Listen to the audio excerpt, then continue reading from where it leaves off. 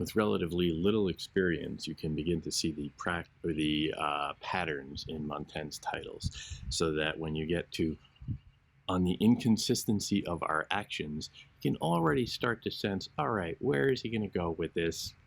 I think I have a sense.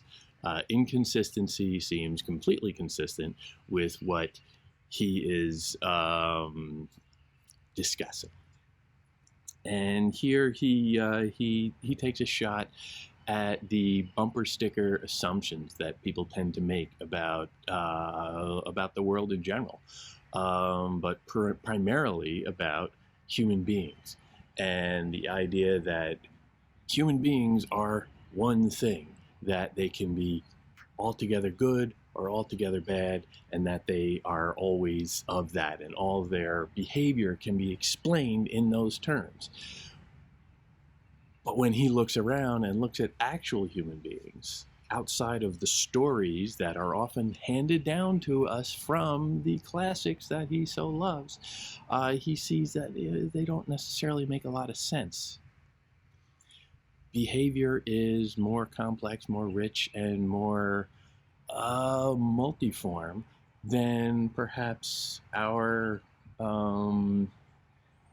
simple cookie cutter imagination can make sense of in any one particular sitting. So he goes after this notion of people always being predictable, people always being consistent.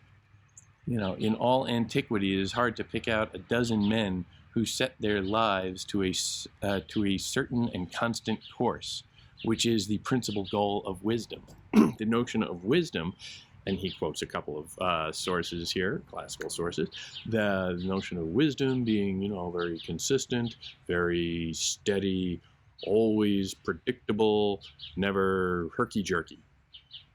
But that is an ideal. And that is where Montaigne is going to, he floats that up, and then he's going to pluck away at it, because he is always trying to attack ideals, or at least to submit them to the kind of scrutiny that science demands, that you have to look at your actual circumstances before you can start to generalize them into, ideal descriptions.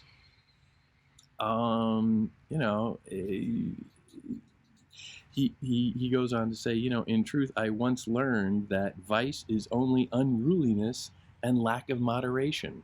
Lack of moderation is a key thing here. He is, by temperament, a moderate, a middle-of-the-road guy, a let's split the difference and try and find the best possible solution for all. He's a politician. The only real job he ever had was in politics, and so that's where his mind naturally goes to. Let's not get caught up in this belief system or that belief system, or any different dogma. Let's just try and approach the world and see what we can do with it on a practical level. And in that, he sees inconsistency. Our ordinary practice is to follow the inclinations of our appetite, which sounds animalistic, but he's addressing the human animal here. He's saying we're not that different. To follow the inclinations of our appetite, to the left, to the right, uphill or down, as the wind of circumstance carries us, which sounds almost like chaos on one hand, but also wind and, appetite. He's hinting at, again, nature. This is nature. Nature is inconsistent. Nature can be hard to see. We don't necessarily understand all of that. And he is arguing this in the face of the Renaissance, when humanity had a right to feel pretty good about itself, and humanity was making it a practice to feel pretty good about itself. That, we have conquered the world. Magellan has sailed around the globe. We have conquered it. And so we're perfect. But he is saying, no, it's not that. We can't be perfect. We are, in fact, more subject to chaos than we believe. We are not the steady gaze of the explorer marching into the unknown with valor in his heart. But we're a little bit more complicated than that. We are inconsistent. Um, you know, every new day, every day a new fancy, and our humor shift with these shifts in the weather. Again, a dinging that nature bell, just saying, all right, nature is in its way greater than civilization and more powerful. We float between different states of mind. We wish nothing freely, nothing absolutely, nothing constantly. If any man could prescribe and establish definite laws and a definite organization in his head, we should see shining throughout his life an unevenness of habits and order and an infallible relation between his principles and his practice. He's saying, let's just take a look at reality. Let's not just try and cast ideal laws on the universe. Let's look at what we have around us and try and build up from there.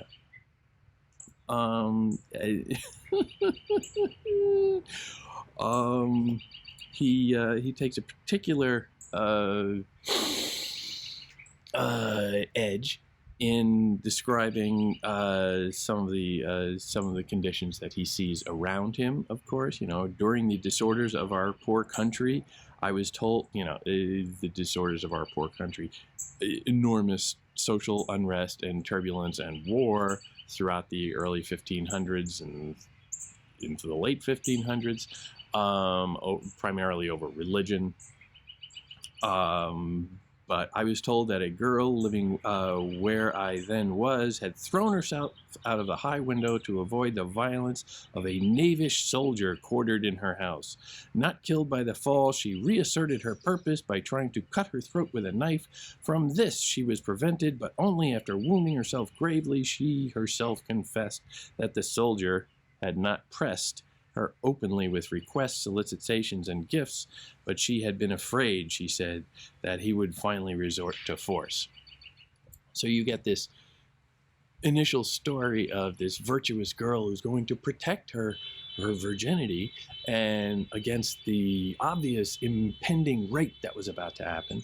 But then you keep reading and you start to find that, well, maybe it wasn't so impending. Maybe she was just scared of something. Maybe she just conjured it in her mind. We're not sure. So we just keep exploring. We keep reading, and we get to, now I learned that, as a matter of fact, both before and since, she was a wench not hard to come to terms with. As the story says, so here he's already sort of referencing this Aesopian moralistic trend of literature to put a simple cast on a story and try and understand it in terms of consistency. And he says, handsome and gentlemanly as you may be, when you have no luck, do not promptly conclude that your mistress is inviolably chaste. For all you know, the mule driver may get his will with her.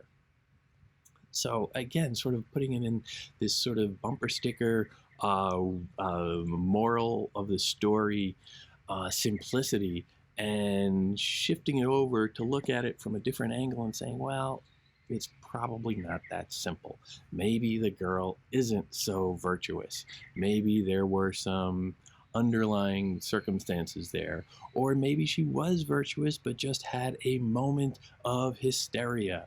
And that's not necessarily the simple story. We don't know.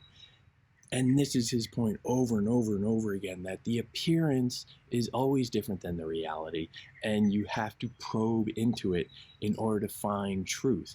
And that the truth is often of inconsistency, of irrationality, of some chaos that is simply human nature. And human nature is the big word here, human nature is more interesting, more fulfilling, more productive, more enriching than the simplistic interpretation. So whenever you come across the simplistic bumper sticker version of something, you need to look past it. He says again and again, our actions are nothing but a patchwork. We are all patchwork, and so shapeless and diverse in composition that each bit, each moment plays its own game, and there is as much difference between us and ourselves as between us and others. And right there, he gets to it, right at the end, because again, he sidles up to everything, and he doesn't just blurt it out on the surface. He makes you sift through the material, sift through the evidence. When he gets to it, though, he really delivers the landing punch. There is as much difference between us and ourselves as between us and others. The identity is infinite. The individual is so rich, so complex, so convoluted in so many ways that you can never get to the bottom of it. You can never find the simple solution.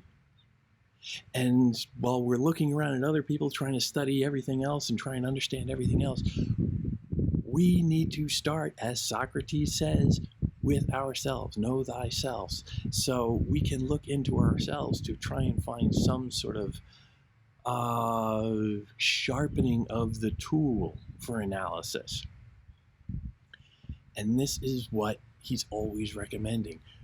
He's locked himself up in his little room, in his tower, and he's sitting there writing away, puzzling away in his own mind so that we can use him as a model to puzzle away at our own minds.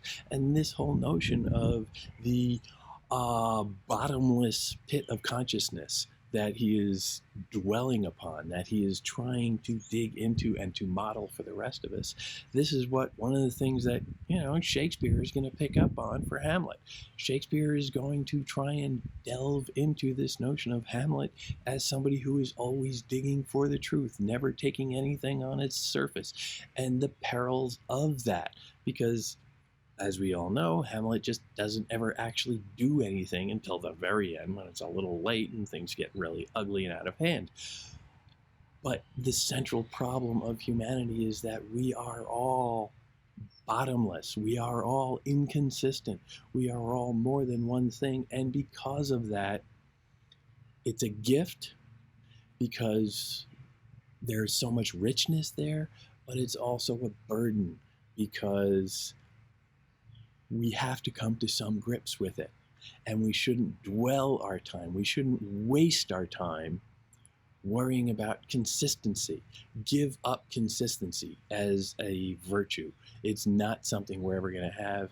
Anytime people think that there's consistency, it's wrong. He talks about even just the greatest heroes on military battlefields are wildly inconsistent, that you think that they're being stalwart against the enemy when really they're just, trying to impress someone, or you think that they're being brave in facing death when really they're just indifferent to life and perhaps they have other stuff on their mind. They're looking to end it all. There are always more complications in life than a simple bumper sticker will allow. And this is what Montaigne does. He says, all right, don't take the simple answer. Accept the complication, accept the nuance, dwell in that, accept that as a given. And then, and only then, can you start to assess the truth.